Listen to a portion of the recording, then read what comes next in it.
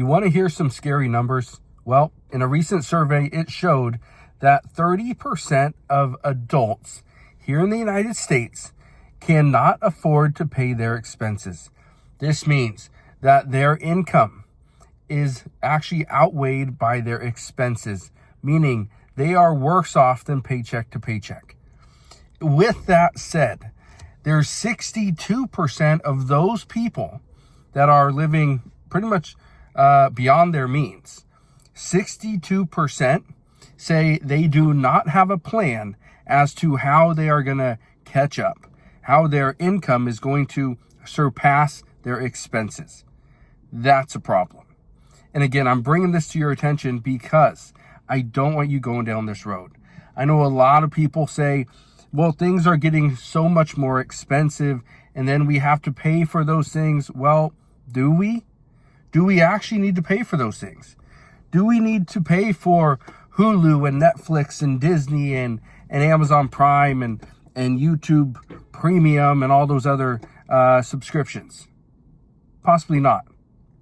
Do we need to pay for a gym membership and a tanning membership and all these other things? Probably not. And again, this is why I'm bringing it to your attention. Most people think that, yeah, I have to continue to pay for this $3,500 a month 2-bedroom apartment with no lawn. No, you can decide to maybe downsize. You can move away from the city. You can find alternatives to the way that you live. I remember talking to a friend of mine probably a few months back, and he's since made a wise decision, but he was saying he couldn't afford his car. And he couldn't afford his car not because the payment was getting too expensive. He couldn't afford his car because gas prices were going up. He lives here in Washington State. Gas prices were going up. His car that he has, it takes premium fuel. Okay, that's a tough one. And then on top of that, his insurance typically was right about $180 a month.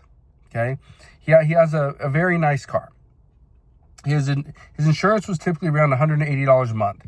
Well, his insurance, because of a speeding ticket he got 7-8 months ago, his insurance went up to from $180 a month to about $290 a month. Okay, just under $300.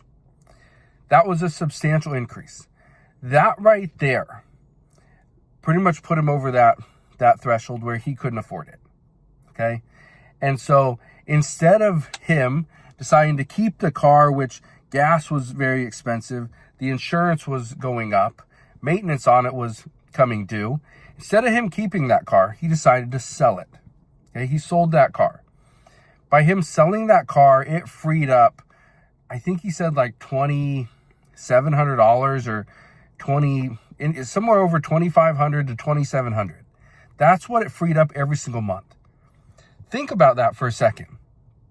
What are you doing that's costing you an additional, $100 a month, additional $1,000 a month? Do you need the latest and greatest, car? Maybe not. Maybe a 3-4-year-old car will do just fine. Do you need the apartment that has a lake view? Potentially not. Okay? If you are never there to view the lake, why do you care to have a lake view apartment? That was a question I asked a friend of mine recently as well. Because he was traveling, he was over in Thailand, and he visited Dubai for a little bit, and then he was bouncing around other countries, and he was paying, I can't remember, it was over $4,000 a month for this apartment that you had a view of the lake. But he rarely saw the view of the lake because he was hardly ever there. He was always busy traveling, and when he wasn't traveling, he was working. And so, did it make sense? Well, no. He downsized. He downgraded, and cut his bill in half. He's spending, I think, $2,200 or $2,100, something like that. So again, more and more people are complaining that prices are going up. But what are they doing to fix it? Are they continuing to live the same life? For most people, the answer is yes. Or are they deciding, you know what? I don't need all those subscriptions. I'm going to get rid of them. I don't need a gym membership because, well, my building has a gym that is included in the price. Think about that for a second. How many people do you know that have a gym membership, but yet at their apartment complex, it actually has a gym? You know, I thought it was funny because when my friend was telling me about that, it reminded me of an episode of Friends where I think Ross has a gym or something in his building, but yet he gets signed up for a gym membership with like Chandler or something. If any of you watch Friends or you've seen that episode, go ahead, hit that like button, but also comment. Let me know what's some of your favorite episodes that you've watched. But here's the thing, and again, I'll bring it up again: subscriptions. I believe the only place you can watch Friends, I believe it's on HBO. And correct me if I'm wrong, but so how many people have Hulu and Netflix and HBO to watch Friends? Right? But again,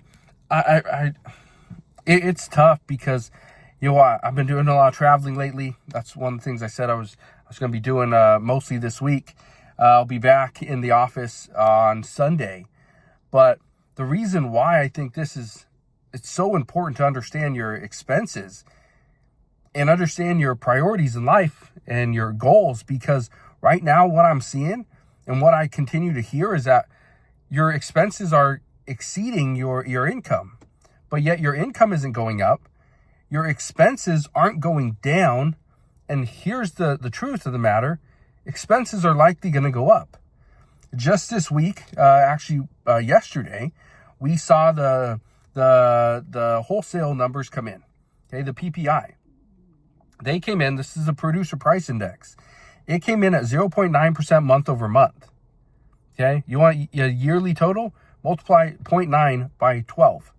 What is that like? Was that 10.8? Yeah, it's 10.8. 10.8% annualized rate. That's what our the inflation rate is. 10.9 or 10.8%. Think about that for a second. That hasn't kicked in yet. That's a leading indicator of what we're about to see with the CPI report, which is going to come out in a month. Okay? Because CPI came out this week. Was it 2.7%? Yeah. But some are expecting it's going to hit 3% in the next couple of months.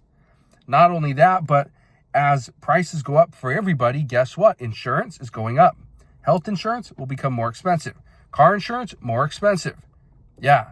Be prepared, because most people at this time just aren't. So we'll see what happens in the very near future, but I just wanted to share that little survey that yes, 30% of Americans, these are adults, mind you, their expenses exceed their income. So let that sink in and let me know your thoughts. Are you in the same boat, or are you much better off?